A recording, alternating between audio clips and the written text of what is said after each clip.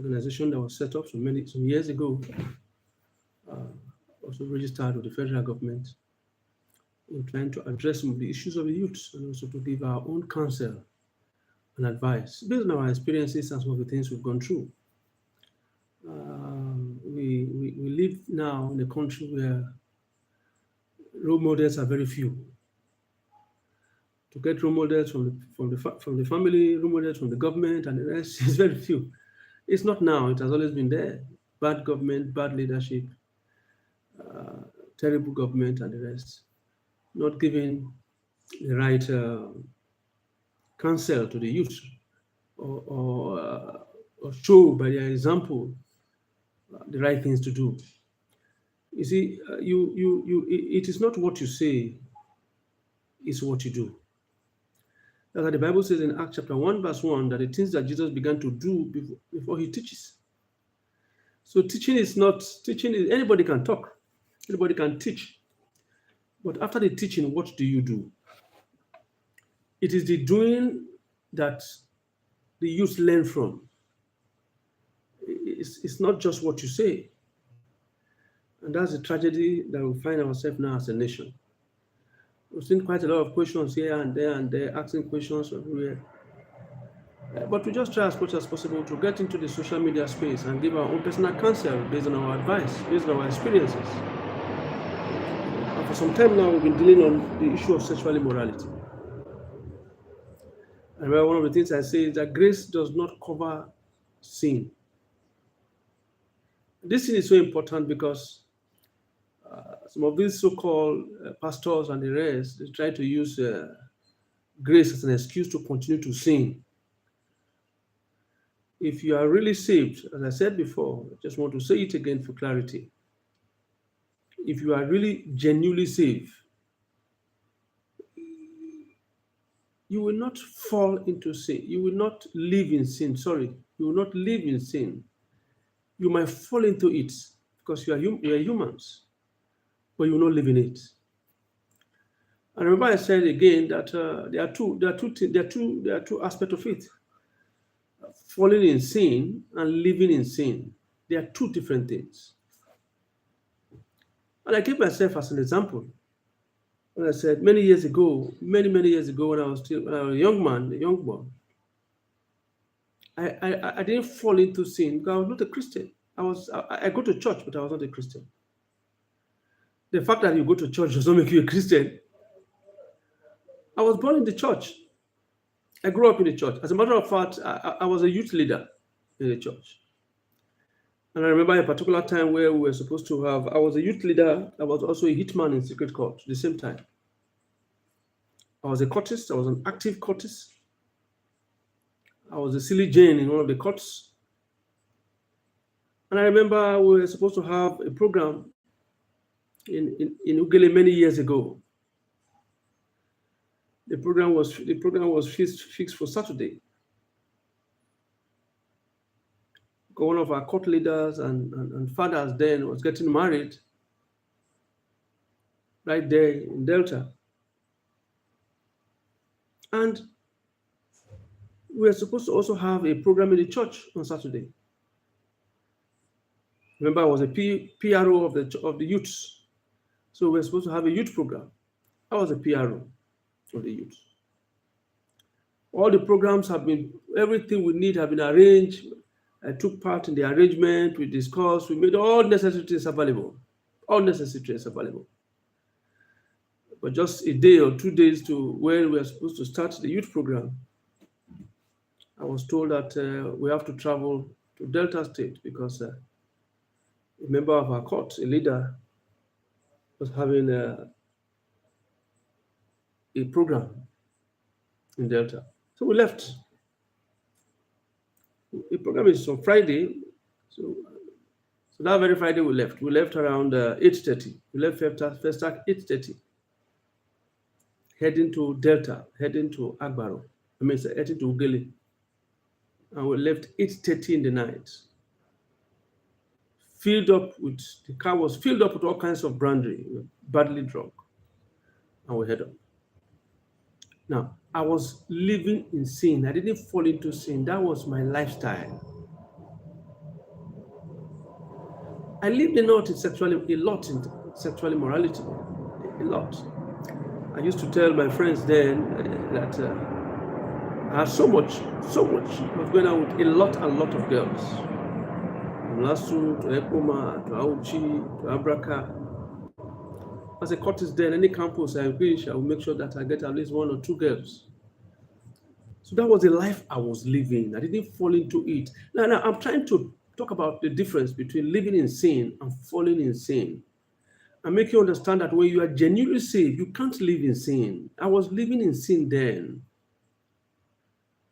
And I told you, I remember I said some time ago that as early as 14 years old, when I was still a student in Rubo College, Efru in Warri then, a student, I go to the club. I remember I was in the hostel, but we would dodge. We would pass the fence and dodge to the club. There's a club there we used to call a Table Inn, very close to Lere Junction then. I had a girlfriend that was there. I was living in sin. There's a big difference. I didn't fall into sin. I was still going to church. But I want you to get this understanding. So when you begin to see people who they call themselves Christians and they are pastors, they are living in commission morality, talking about it in social media, the ladies they sleep with and the rest, they are not Christians. Because you can't be a Christian and you are living in sin and you are proud and talking about all the atrocities you commit with women. Most of these people have seen nothing. They've not had any experience. Like I was telling a friend of mine yesterday who happens to be a bishop also. I said, most of these people, they are not yet tired of sin. They are still living it. They are not tired of it. They are living in it. So before they came out and started going to church, that's what they were living. That's how I was living in it. I was living practically in it. My case got so bad that I had to begin to get prostitutes who were my girlfriends, so I don't need to pay.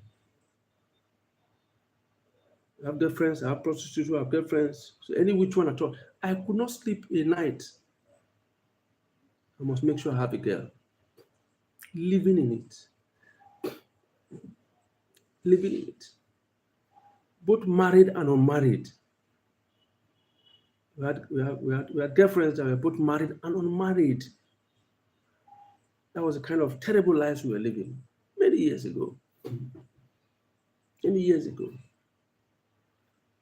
And those kind of lifestyles started, like I said earlier on, those kind of lifestyles started when I was 14 years old. So I continued living in that kind of life. And every Friday when we go to our anchor point as Scottists, once we finish drinking, the next thing we're talking about is club. How to get girls in club. Both the ones we pay and the ones who refuse to pay. We just carry girls. Remember there was one time we went to CBN Club, another Lakaja. I don't know whether it is still there. We went to CBN Estate, rather, CBN Estate.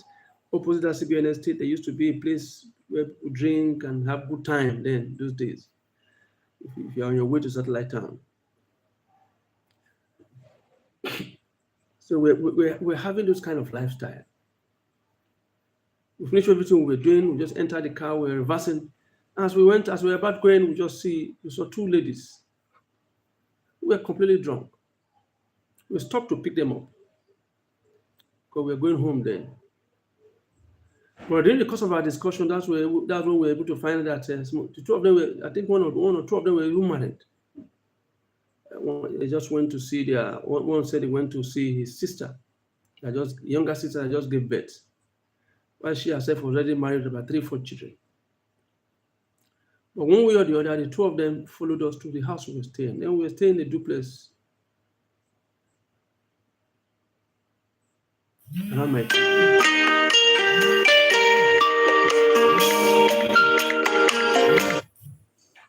around my 2 area.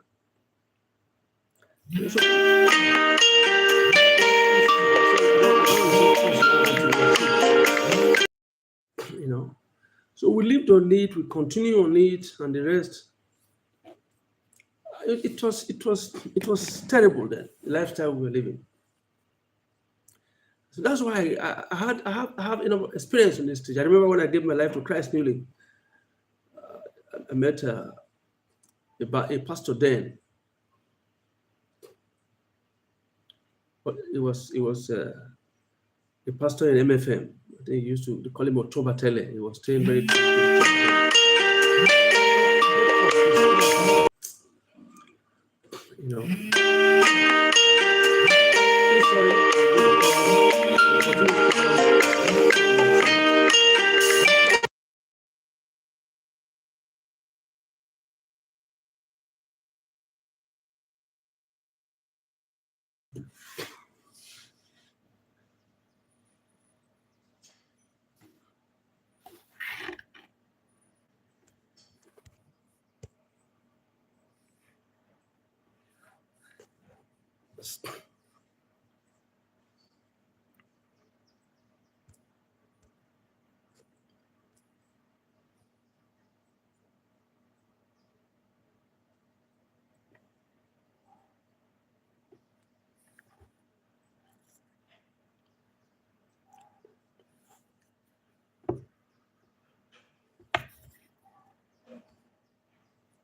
know.